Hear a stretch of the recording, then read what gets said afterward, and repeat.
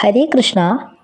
ഇന്നത്തെ വീഡിയോയിലൂടെ നിങ്ങളുമായി ഷെയർ ചെയ്യുന്നത് നിങ്ങൾക്ക് വളരെ പ്രധാനപ്പെട്ടതോ അല്ലെങ്കിൽ നിങ്ങൾക്ക് ഏറ്റവും ഇഷ്ടപ്പെട്ടതോ അല്ലെങ്കിൽ നിങ്ങൾ ഏറ്റവും അധികം നിങ്ങളെ ദ്രോഹിച്ചിട്ടുള്ള അല്ലെങ്കിൽ നിങ്ങൾ വെറുക്കുന്ന ഏതെങ്കിലും ഒരു വ്യക്തിയുടെ പേര് മനസ്സിൽ സ്മരിച്ചുകൊണ്ട് നിങ്ങൾ തന്നിരിക്കുന്ന ഏതെങ്കിലും ഒരു ചിത്രം തിരഞ്ഞെടുക്കുകയാണെങ്കിൽ അവർക്ക് നിങ്ങളോടുള്ള അല്ലെങ്കിൽ അവരുടെ മനസ്സിൽ നിങ്ങൾക്കുള്ള സ്ഥാനം എന്താണ്, നിങ്ങൾ മനസ്സിൽ വിചാരിക്കുന്ന ആ ഒരു വ്യക്തിയുടെ സ്വഭാവം എന്താണ് എന്നൊക്കെ നമുക്ക് ഈ ഒരു തൊടുകുറി ശാസ്ത്രത്തിലൂടെ നമുക്ക് പറയാനായി സാധിക്കുന്നതാണ് അല്ലെങ്കിൽ അറിയാൻ സാധിക്കുന്നതാണ്.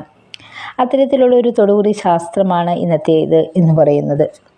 ഇതിനു മുൻപായി നിങ്ങൾ ചെയ്യേണ്ടത് മനസ്സിൽ നിങ്ങൾ നല്ലപോലെ തന്നിരിക്കുന്ന ചിത്രങ്ങളിൽ നിന്ന് ഒരു ചിത്രം തിരഞ്ഞെടുക്കുക. തിരഞ്ഞെടുക്കുമ്പോൾ തന്നിരിക്കുന്ന ചിത്രങ്ങളിൽ നിങ്ങളുടെ മനസ്സ് പറയുന്ന ഒരു ചിത്രമാണ് തിരഞ്ഞെടുക്കേണ്ടത്.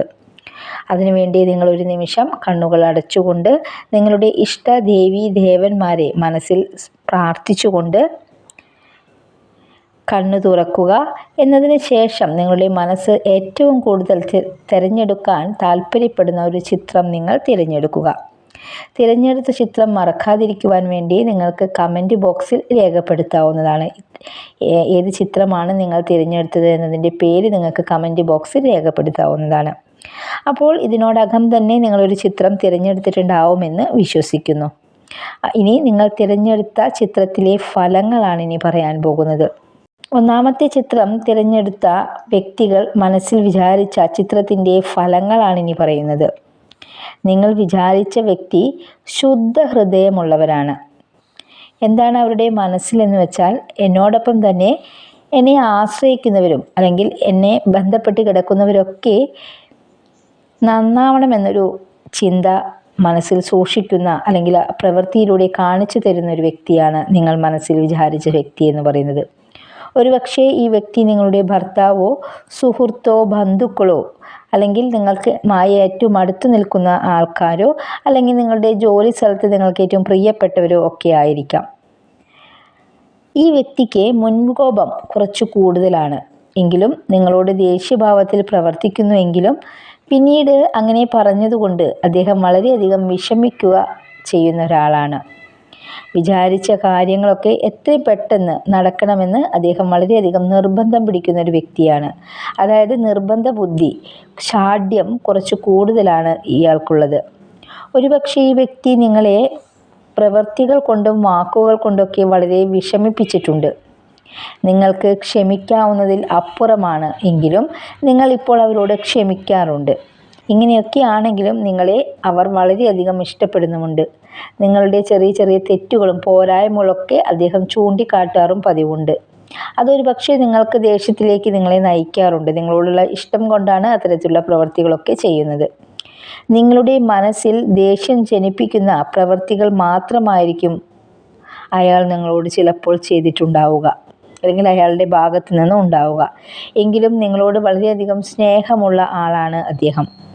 മറ്റുള്ളവർ പറയുന്നത് കേട്ട് അയാൾക്ക് നിങ്ങളോട് പല രീതിയിലുള്ള തെറ്റിദ്ധാരണയൊക്കെ ഉണ്ടാകാനായിട്ടുള്ള ഇടയുണ്ട്. പല സമയത്തും പല സ്വഭാവം കാണിക്കുന്ന ഒരു പ്രകൃതമാണ് ഇയാൾക്ക്. ചിലപ്പോൾ വളരെയധികം സ്നേഹത്തോടെ പെരുമാറും. അതേസമയം ചിലപ്പോൾ ഇതിൽ നിന്നും വിപരീതമായി ദേഷ്യം കാണിച്ചിട്ടുള്ള ഒരു പ്രകൃതമായിരിക്കും കാണിക്കാനിടയുണ്ടാവുക. ചില സമയങ്ങളിൽ അദ്ദേഹം മാനസികമായി തളർന്നിരിക്കുന്ന ഒരവസ്ഥയും വരാറുണ്ട്. ഇത്രയുമാണ് നിങ്ങൾ തിരഞ്ഞെടുത്ത ഒന്നാമത്തെ ചിത്രം തിരഞ്ഞെടുത്ത വ്യക്തിയുടെ ഫലങ്ങൾ എന്ന് പറയുന്നത്. ഇനി രണ്ടാമത്തെ ചിത്രമാണ് നിങ്ങൾ തിരഞ്ഞെടുത്തത് എങ്കിൽ നിങ്ങൾ മനസ്സിൽ വിചാരിക്കുന്ന വ്യക്തി വളരെയധികം പാവമാണ്. പക്ഷേ അദ്ദേഹത്തെ കൊണ്ട് നമുക്ക് വളരെയധികം ഉപദ്രവങ്ങളും ദോഷങ്ങളും ഒക്കെ നമ്മുടെ ജീവിതത്തിൽ ഉണ്ടായിട്ടുണ്ട്. എത്ര അവഗണിക്കാൻ ശ്രമിച്ചാലും അവരോടെല്ലാം സൗമ്യ സ്വഭാവത്തോടെ പെരുമാറാൻ കഴിവുള്ള ഒരു വ്യക്തിത്വമാണ് ഇവർക്കുള്ളത്. എനിക്ക് എന്ത് തന്നെ സംഭവിച്ചാലും മറ്റുള്ളവർക്കൊരു പ്രയാസവും വരരുതെന്ന് അദ്ദേഹം പലപ്പോഴും ചിന്തിക്കാറുണ്ട് അല്ലെങ്കിൽ അങ്ങനെ കരുതുന്ന ഒരു സ്വഭാവമാണുള്ളത്. എങ്കിലും നിങ്ങളാണെങ്കിലോ അയാളെ ആത്മാർത്ഥമായി വിശ്വസിക്കുന്നുണ്ട്. പക്ഷേ അയാൾക്ക് തിരിച്ച് നിങ്ങളോട് അത്തരത്തിലുള്ളൊരു ആത്മാർത്ഥ സമീപനം ഇല്ല എന്നാണ് പറയേണ്ടത്. നിങ്ങളെ അയാൾ വേണ്ട രീതിയിൽ മനസ്സിലാക്കിയിട്ടില്ല. അതുകൊണ്ട് തന്നെ നല്ല രീതിയിൽ നിങ്ങളോട് ഇടപഴകാൻ ഒരു വിമുഖത അയാൾക്ക് എപ്പോഴും കാണിക്കാറുണ്ട്. നിങ്ങളോട് യാതൊരു തരത്തിലുള്ള വിദ്വേഷമോ തെറ്റിദ്ധാരണകളോ ഒന്നും അയാൾക്കില്ല. എന്നിരുന്നാലും അനാവശ്യമായിട്ടുള്ള ചില സംശയങ്ങൾ നിങ്ങളെക്കുറിച്ച് അദ്ദേഹത്തിൻ്റെ മനസ്സിലുണ്ട്.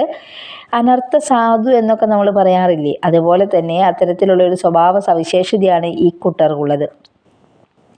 നിങ്ങൾക്ക് സാധിപ്പിച്ചു തരാമെന്ന് ഇയാൾ പറഞ്ഞ പല കാര്യങ്ങളും പലപ്പോഴും നിങ്ങൾക്ക് സാധിച്ചു കിട്ടിയിട്ടില്ല. വലിയ വായിലൊക്കെ പല വാഗ്ദാനങ്ങളൊക്കെ ചെയ്യുമെങ്കിലും അതൊന്നും അധികമാക്കാൻ ശ്രമിക്കാത്ത ഒരു വ്യക്തിത്വം കൂടിയാണ് ഇയാൾക്കുള്ളത്. ഇതാണ് രണ്ടാമത്തെ ചിത്രം തിരഞ്ഞെടുത്ത നിങ്ങളുടെ ഫലങ്ങൾ എന്ന് പറയുന്നത്. ഇനി മൂന്നാമത്തെ ചിത്രമാണ് നിങ്ങൾ തിരഞ്ഞെടുത്തത് എങ്കിൽ വ്യക്തിയുടെ മനസ്സ് വളരെയധികം ക്രൂരമായിട്ടുള്ള, വളരെ ക്രൂര സ്വഭാവത്തോടു കൂടിയിട്ടുള്ളതാണ്.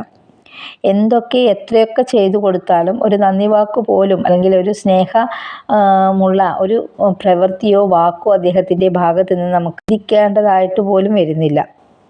ആർക്ക് എന്ത് വിഷമമുണ്ടായാലും വേണ്ടില്ല, എനിക്ക് നല്ലതുപോലെ കഴിയണം എന്നൊരു ചിന്ത മാത്രമാണ് അവരുടെ മനസ്സിലുള്ളത്.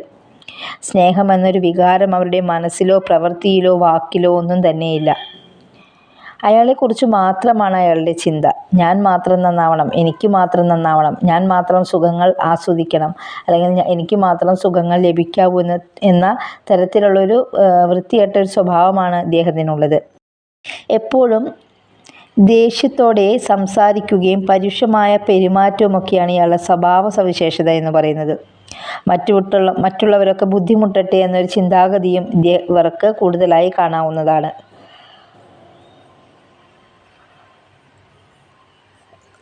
ആരെയും ചതിച്ചും വഞ്ചിച്ചും പണം നേടാൻ നല്ല മിടുക്കുള്ളവരാണ് ഇവർ.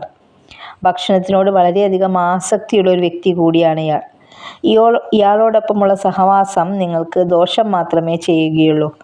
ഒരു സാധനം വാങ്ങിയെങ്കിൽ അത് തിരിച്ചു തരുവാനുള്ളൊരു സന്മനസ്സ് അല്ലെങ്കിൽ അത്തരത്തിലുള്ളൊരു സ്വഭാവ സവിശേഷത ഇവർക്കില്ല. നിങ്ങളോട് ചിരിച്ചു നിന്ന് മറ്റിടത്ത് പോയി നിങ്ങളെക്കുറിച്ച് പരദൂഷണം പറയാൻ വളരെയധികം ഇഷ്ടപ്പെടുന്ന ആളുകളാണ്. അന്യൻ്റെ ചിലവിൽ ജീവിക്കാൻ ഇഷ്ടപ്പെടുന്നവരും കൂടിയാണ് ഇക്കൂട്ടർ.